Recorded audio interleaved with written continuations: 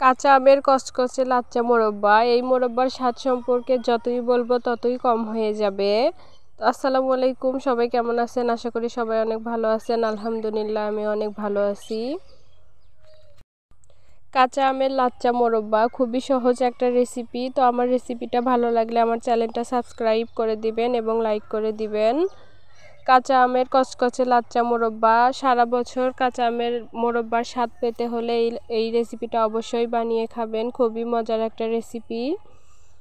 তো আমার এবছরে বানানো বেস্ট একটা আচার কাঁচা আমের লাচ্চা মোরব্বা, খুবই মজাদার। তেল মশলা ছাড়াই মাত্র 2-3টা উপকরণ দিয়ে এরকম সুন্দর একটা রেসিপি বানানো যাবে।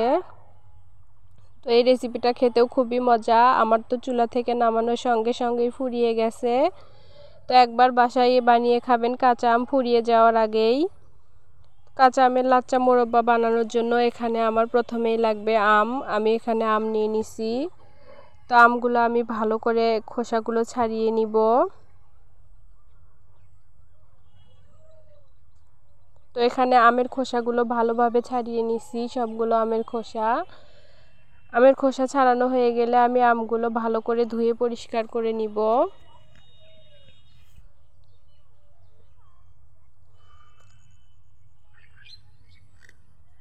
এখানে আমি বেশি বড় বড় সাইজের আম নেইনি, মাঝারি সাইজের আম নিছি। তো আপনারা যতটুকু বানাতে চান সেরকমভাবে আম নিয়ে নেবেন। তো আমি আমগুলো ভালো করে ধুয়ে পরিষ্কার করে নিছি।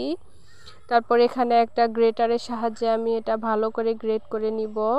খেয়াল করবেন, এটা কিন্তু আমি গ্রেটারের মোটা যে ছিদ্রটা সেটা দিয়ে আমি গ্রেট করে নিছি। এখানে চিকন ছিদ্রটা দিয়ে গ্রেট করা যাবে না, তাহলে লাচ্চা লাচ্চা ভাবটা আসবে না। তো এখানে আমার সবগুলো আমি গ্রেট করা হয়ে গেছে, এরকম মোটা মোটা সাইজের হয়েছে। তো এর থেকে মোটা করলেও হবে, কিন্তু এর থেকে পাতলা করা যাবে না।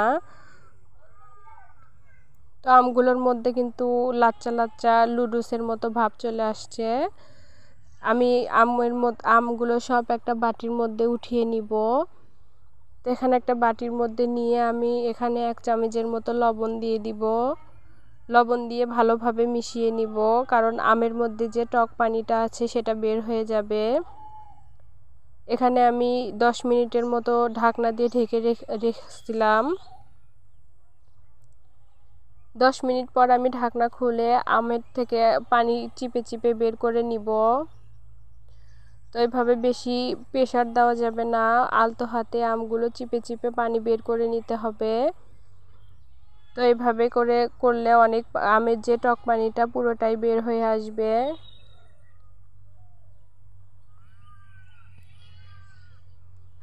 আমার সবগুলো আম এখানে চিপে নেওয়া হয়ে গেছে। আমি এগুলো ভালোভাবে পানিগুলো ঝরিয়ে নিছি। তো আপনারা চাইলে একটা সুতি কাপড়ের মধ্যে নিয়ে পানিগুলো ভালোভাবে ঝরিয়ে নিতে পারেন, বা একটা স্ট্রেনারের মধ্যে নিয়েও পানিগুলো ঝরিয়ে নিতে পারেন। তো এখানে আমগুলো কিন্তু খুব সুন্দর ঝরঝরে হয়ে গেছে, লুডুসের মতো বা লাচ্চা লাচ্চা ভাব চলে আসছে।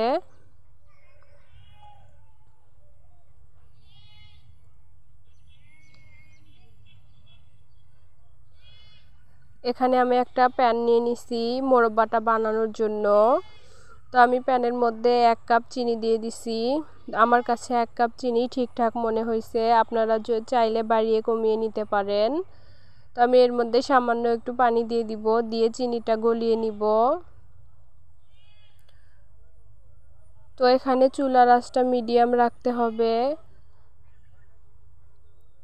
চুলার আঁচটা মিডিয়াম রেখে আমি চিনিটা ভালোভাবে গলে নিব। তো চিনিটা ভালোভাবে গলে আসলে আমি এর মধ্যে আমগুলো দিয়ে দিব।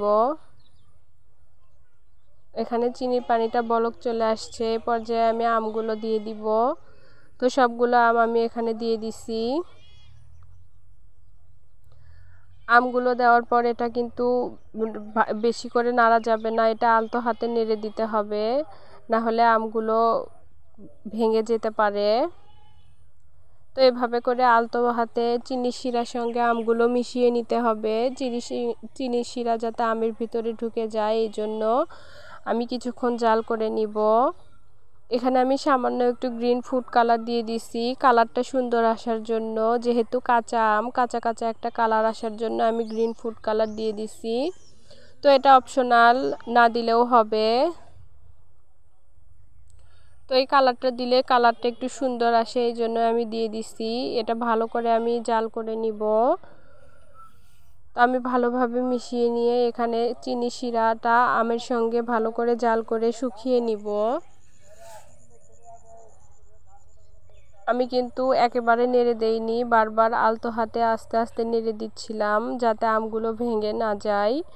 আমগুলো ভেঙে ঘেটে গেলে তখন লাচ্চা লাচ্চা ভাবটা আসবে না। তো এই পর্যায়ে আমার চিনিগুলো সবগুলো শুকিয়ে গেছে, আমের সঙ্গে মিশে গেছে। আমি আর একটু জাল করে চিনির সঙ্গে ভালো করে আমগুলো শুকিয়ে নিব। তো এখানে মনে হচ্ছে অনেক আঠা আঠা আর ভেঙে ভেঙে গেছে, কিন্তু এটা ঠান্ডা হয়ে গেলেই জোড়াগুলো খুলে যাবে। আমার মোরব্বাটা রেডি হয়ে গেছে। আমি এখন এটা চুলা থেকে নামিয়ে নিব। নামিয়ে একটা কাঁটা চামচ দিয়ে ছড়িয়ে ছড়িয়ে দিব। এটা ঠান্ডা হয়ে গেলে জোড়াগুলো খুলে গেলে কিন্তু লাচ্চা লাচ্চা একটা ভাব চলে আসবে।